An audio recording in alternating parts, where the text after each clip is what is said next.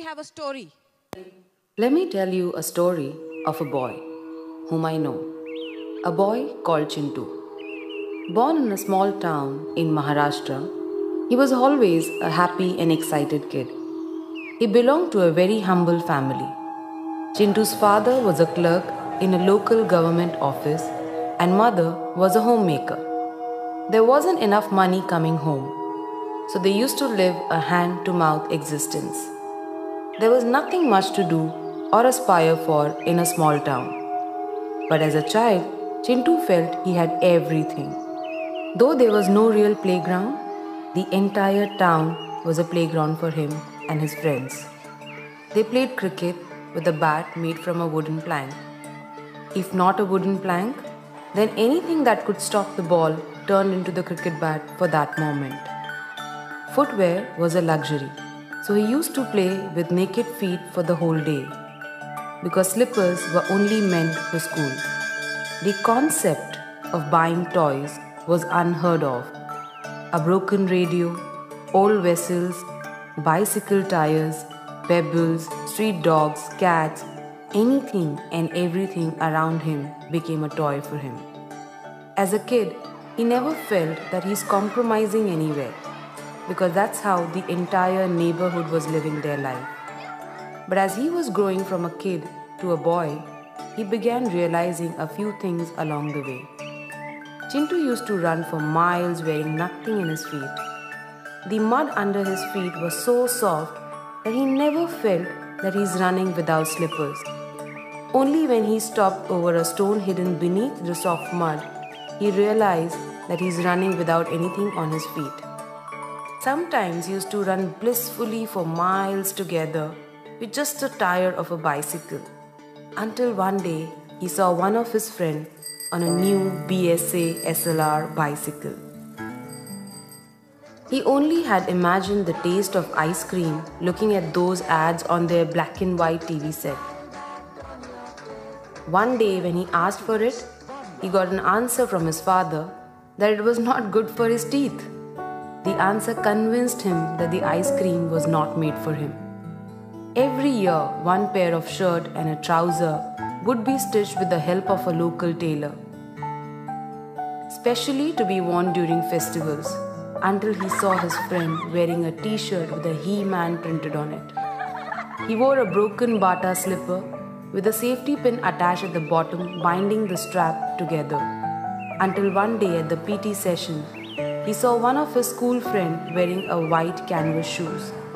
Every year, he had school books either passed from his cousin or the neighborhood kids, but his classmates always bought new books for the new school session. When his school shorts became a bit too tight or short, his mom used to open the backside of the trouser and remove the folds so that it became looser and longer to be worn for another year. But he used to find some of his classmates come in brand new uniforms. As he was growing from a kid to a boy, he started realizing many things, but Chintu could never ask for anything from his parents because he knew that his parents didn't have the means to provide him what he wanted. When Chintu turned 7, his grandfather gifted him a flute and also taught him how to play it. When his grandpa passed away, Chintu kept on practicing the flute all alone sitting by the lakeside. This was his favorite pastime.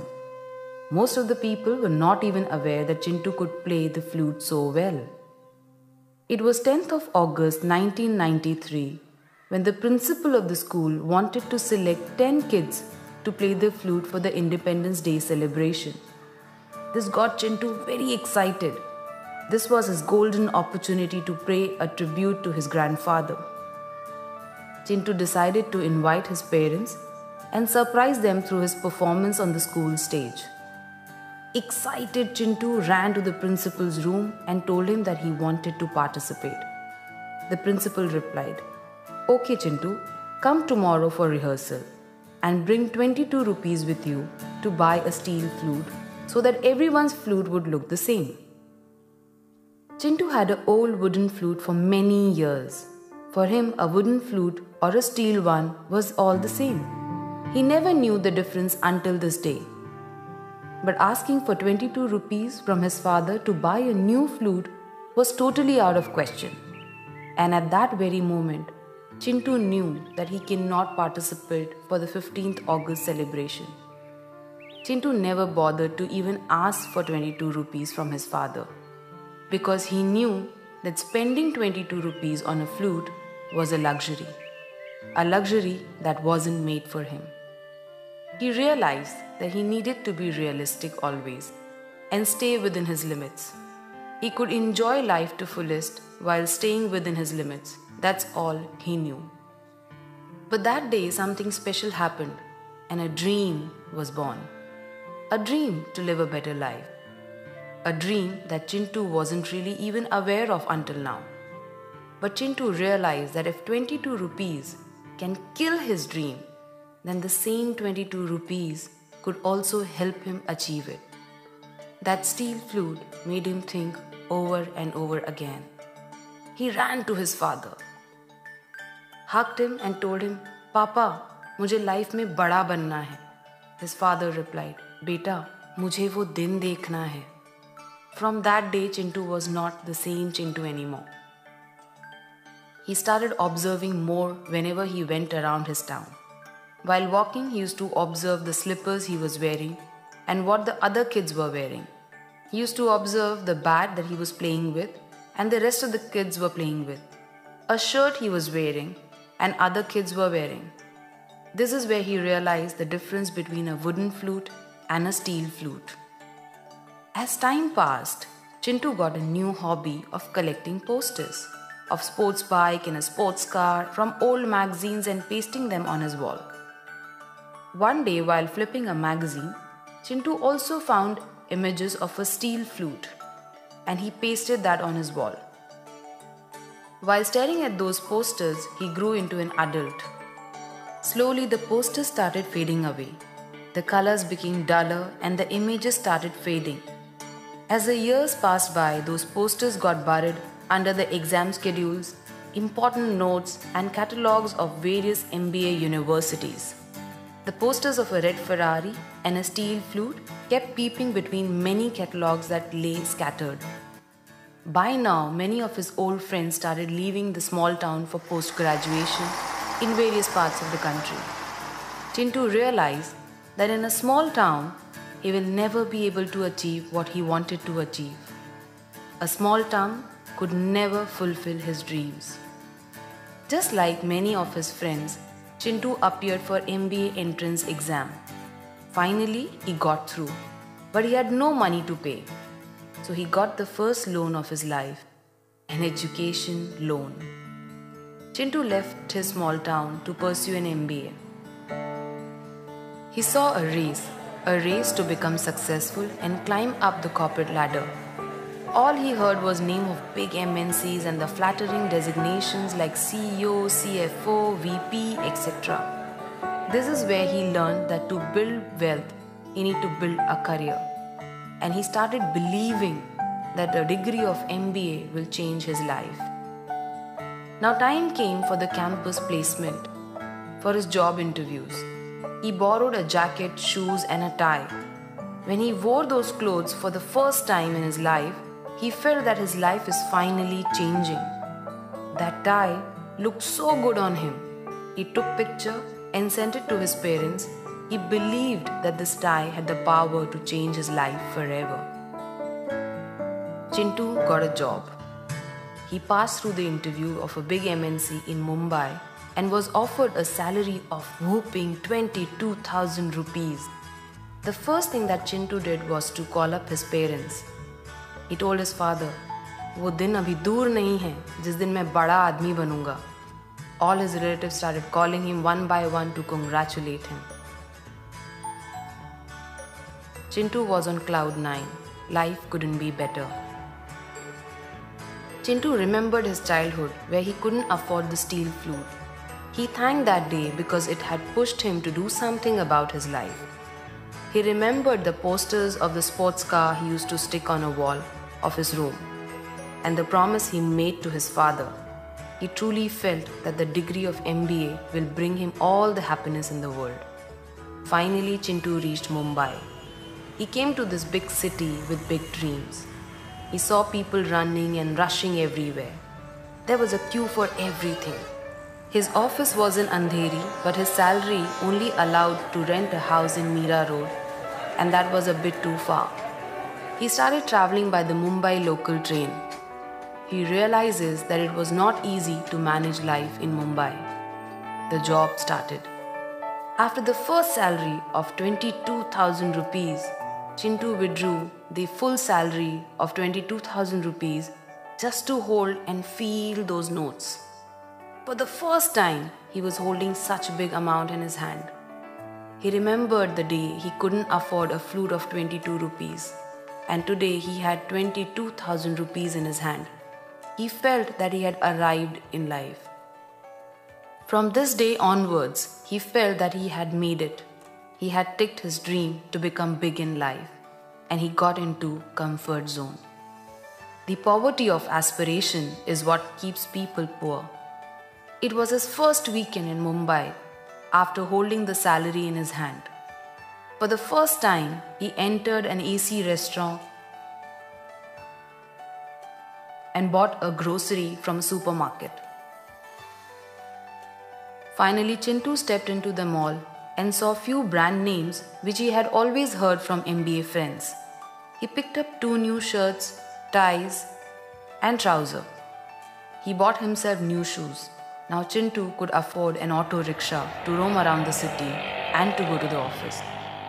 When he came back home after shopping, he sat down on the sofa and cried a lot.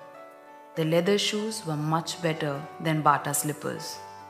Auto rickshaw was definitely better than a bicycle.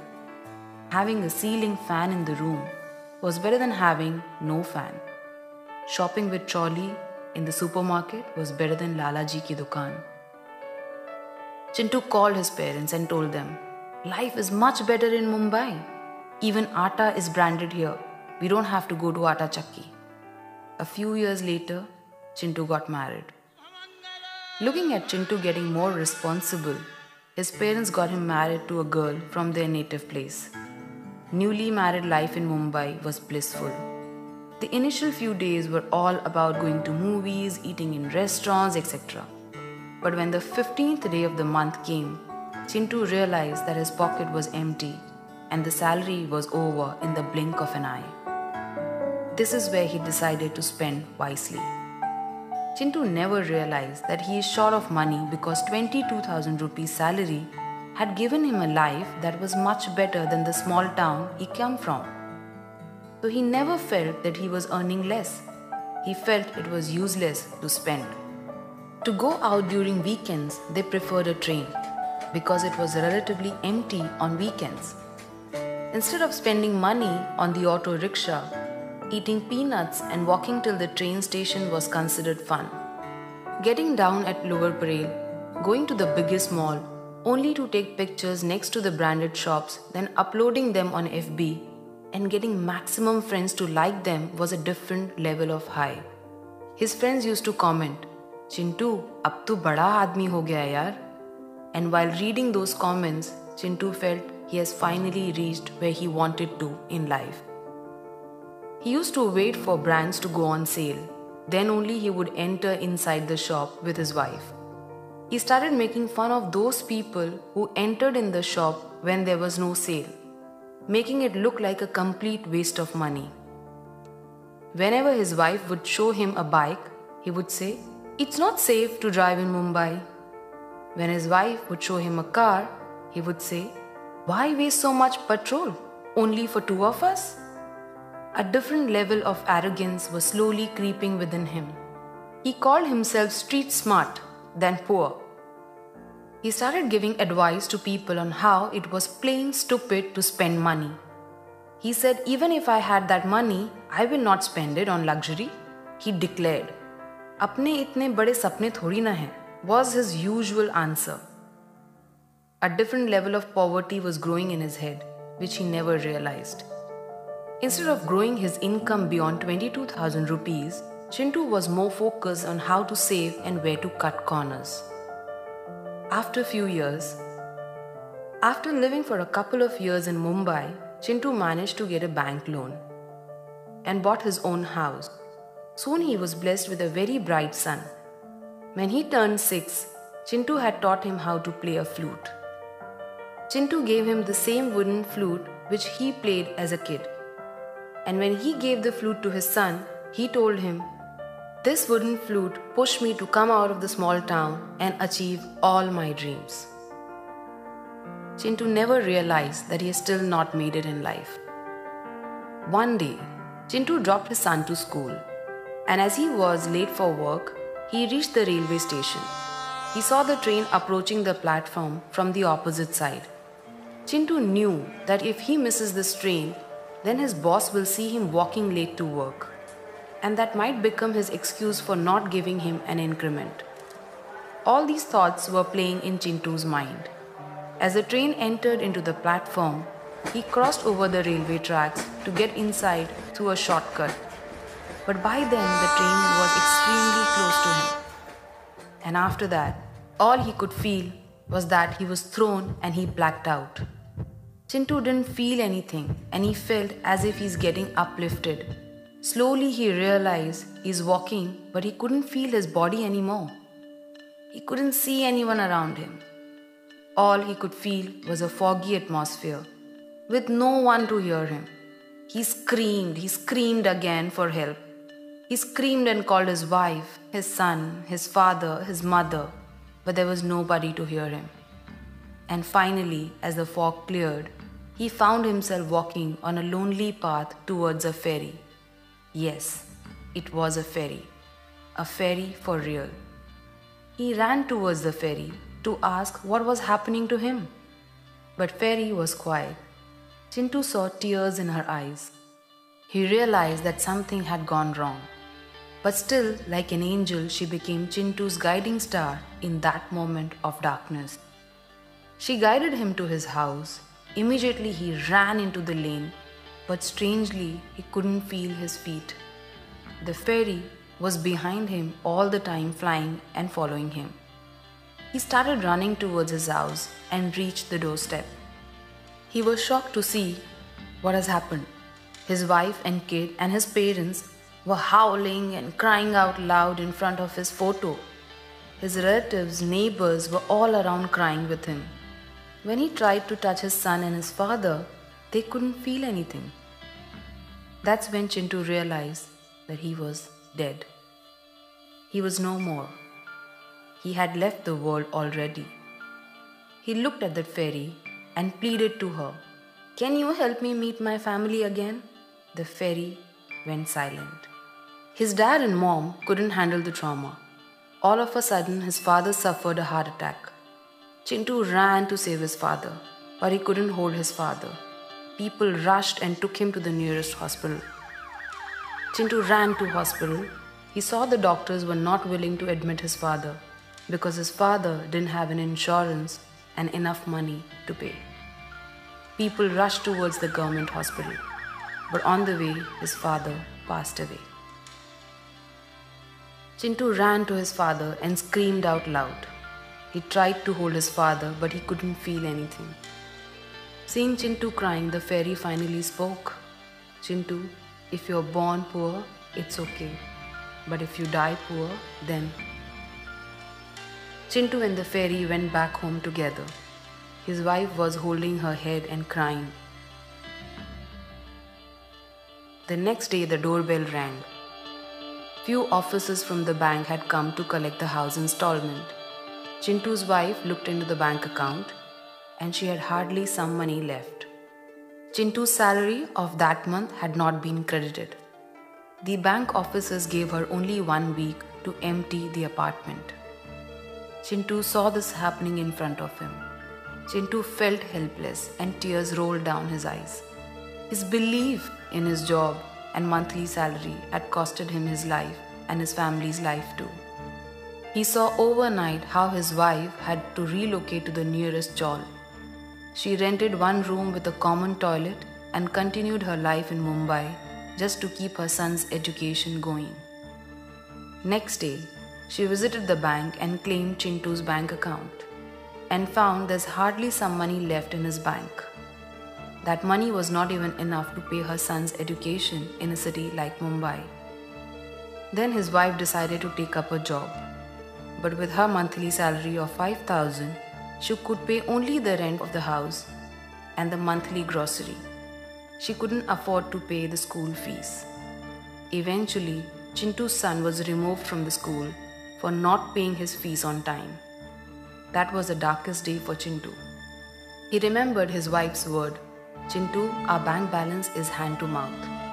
We have still not earned enough money for ourselves." Chintu realized for the first time why earning money was so important, but it was too late. Chintu opened a wooden shelf in his house, touched the wooden flute, and told the fairy, "I wish I wouldn't have stopped dreaming." Now Chintu's wife and her son had to move back to the same house where Chintu was born and spend his entire childhood. His wife got her son admitted in the same school where Chintu had studied. Chintu saw his son going back to the same school and living the same life which he had lived years ago. He saw his son running around the same lake, the same lanes, and the same small town. He realized that his job had not taken him too far. It has in fact brought him back to square one. Chintu's son used to play the flute in his spare time.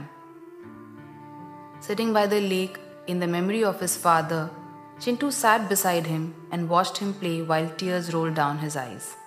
But he was completely helpless. While Chintu was sitting by the lake, the fairy appeared. She told Chintu, "Sometimes people spend years and travel thousands of miles thinking they are working very hard. And they feel they have done enough for their families. But they are actually running only in circles and often realizes it when it is too late." One day, Chintu's son was playing the flute sitting on the steps of the school premises. His teacher, who was passing by, noticed him. He told him, "You play the flute so well. Why don't you participate in the 15th August celebration?" Chintu's son was very excited to hear this. But then the teacher said, "The flute you have is very old. Get a new steel flute or bring 200 rupees. I'll buy you a new one." After listening to his teacher, Chintu's son realized that 200 rupees was a big amount for his mother. He was not willing to burden his mother in a situation where she is helpless. All the while, Chintu was watching this whole incident. Chintu's son ran home, hugged his mother and cried a lot. He told his mother, "Mummy, मुझे life में बड़ा बनना है." Even his mother told him only one thing, "बेटा, मुझे वो दिन देखना है." Life had taken full circle. Chintu realized that he was only one step away from going back the same point where he had started his journey. Chintu screamed out loud, but there was no one to hear him except a fairy. The fairy went to Chintu and told him, "Chintu, you have realized that there is a big difference between owning a wooden flute and a steel flute. There is a difference between living in a house in Mumbai and owning a good house in Mumbai. There is a difference between driving a car and driving a luxury car. The difference is either you have control over life or let life and situation control you." Saying this, the fairy held Chintu's hand and placed a steel flute and told Chintu, "It's time to wake up." As soon as Chintu touched the steel flute, all of a sudden he could now feel his body. He could hear noise around him. From the noise he heard someone calling him, "Papa, Papa, wake up! Papa, Papa, utho na!" Chintu could recognize that it was his son's voice. He opened his eyes and found himself in a hospital. He realized that he was actually alive. He had fainted with the shock of a train coming close to him. Chintu got his life back, but he had woken up for life.